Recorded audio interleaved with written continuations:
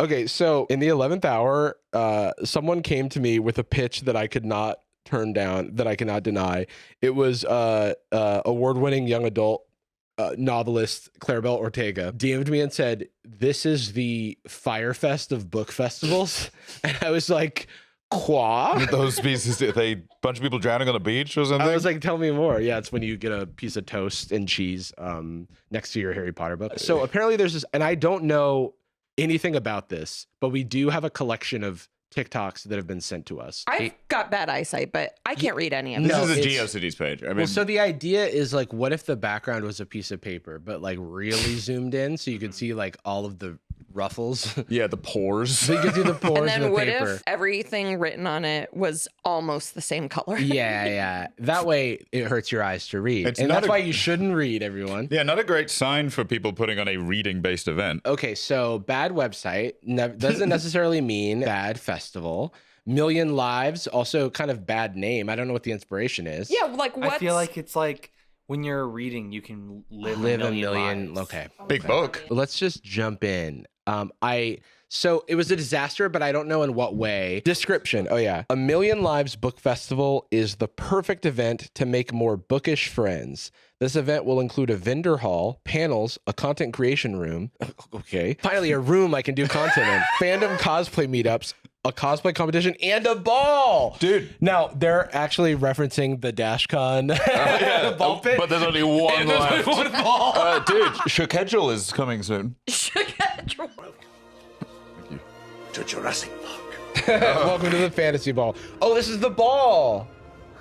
Oh my God, and she got all dressed up. And it's probably...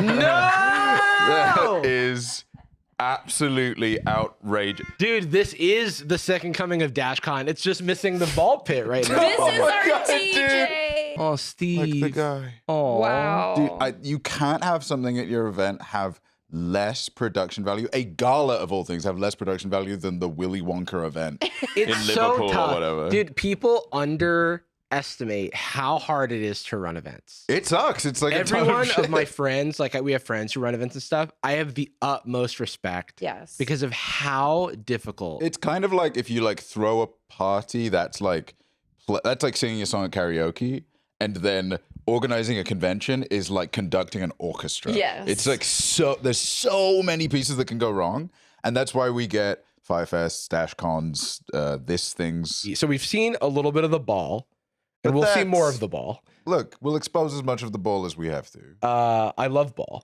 and but let's look at the perspective from You're a seal. a vendor.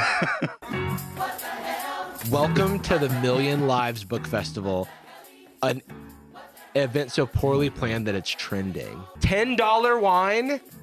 And I mean, look, fantasy.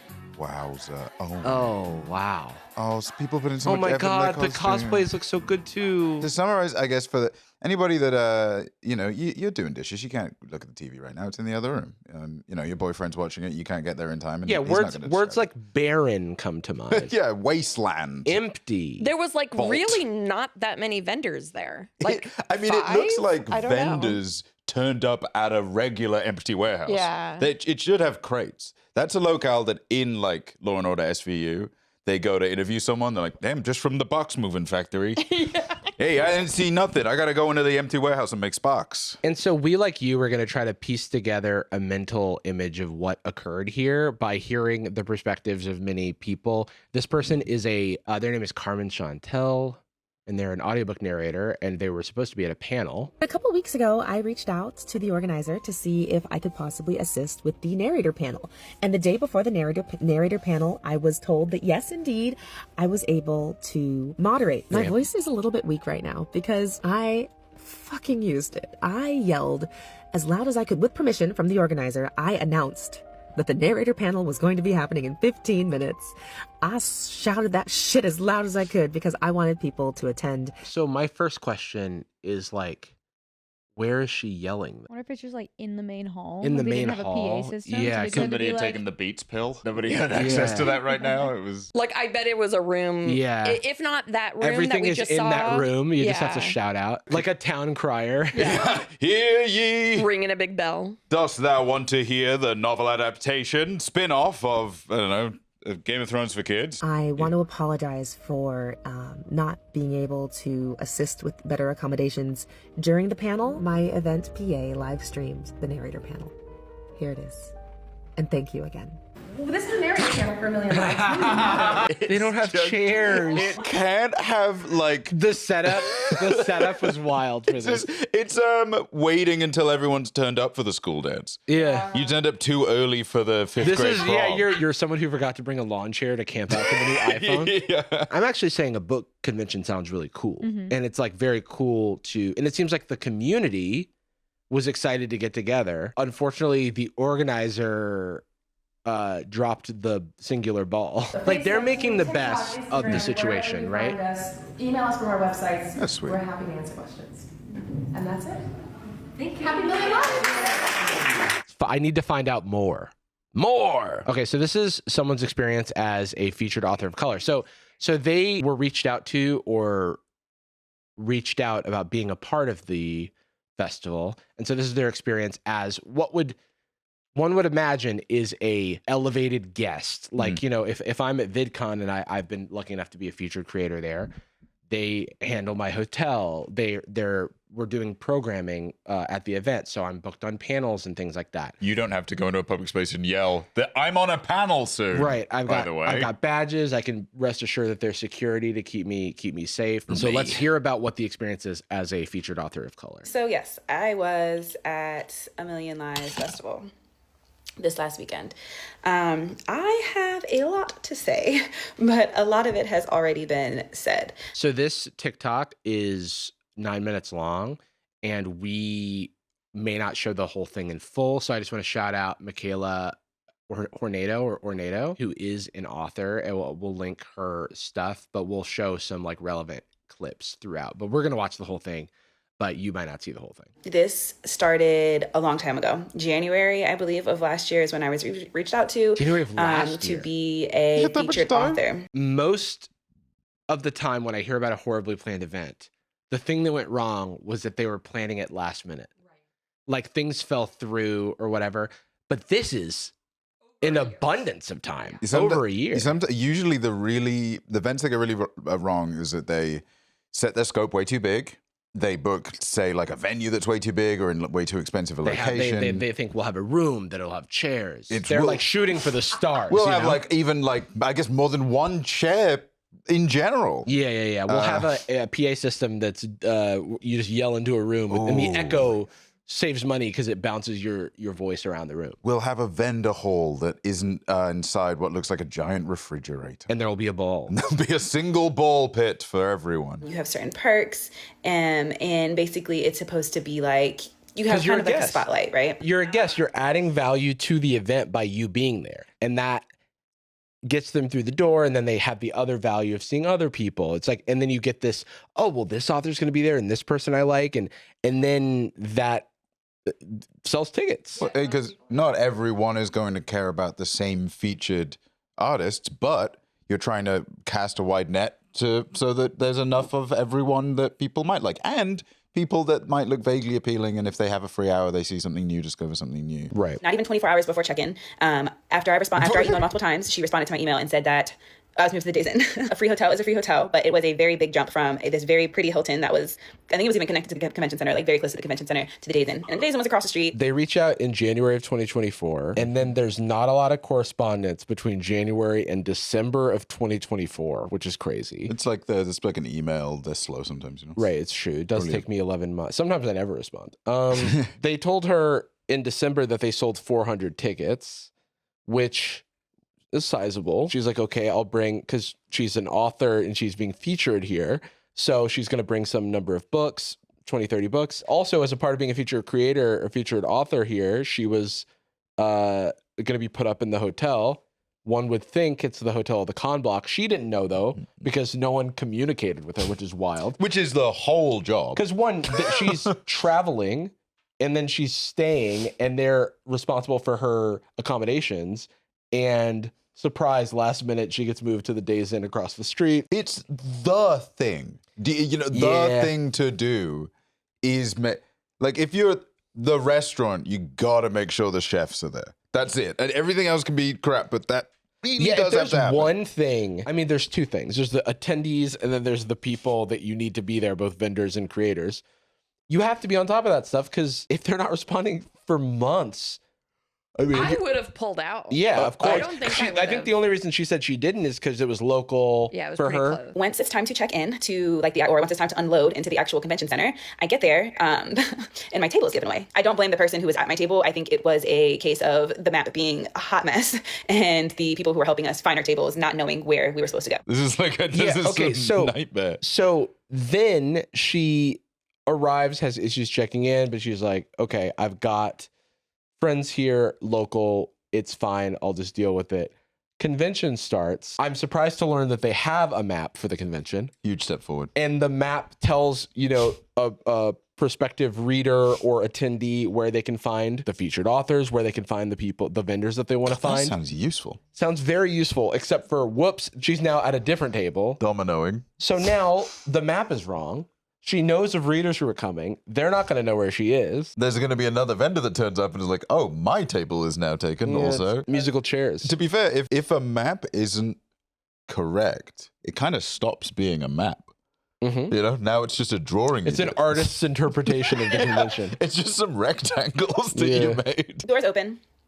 Nobody comes in. Nobody comes in. Over the next 2 hours, maybe 15 people come in. By the end of the day, I would be gracious to say 40 people came in on Friday. Wow. Dude, devastating. It's the Particle event says starts at 8.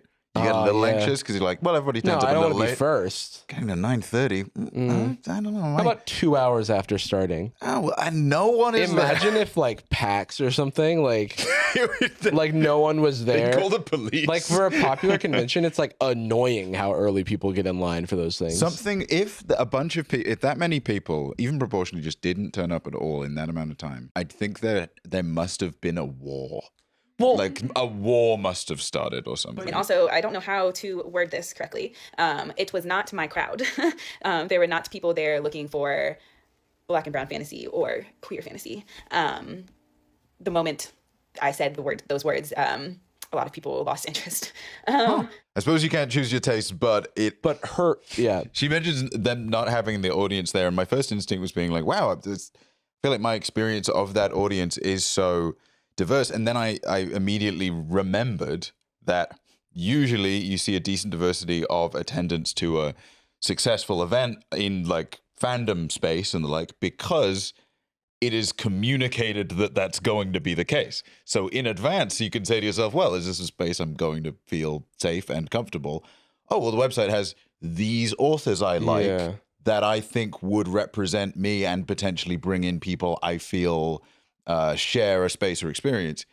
But they left everything so late to be shown that the only people buying tickets, I guess, are people operating on I'll be safe, whatever. Yeah, who even knew about this? Who even turned up? That's what I was thinking.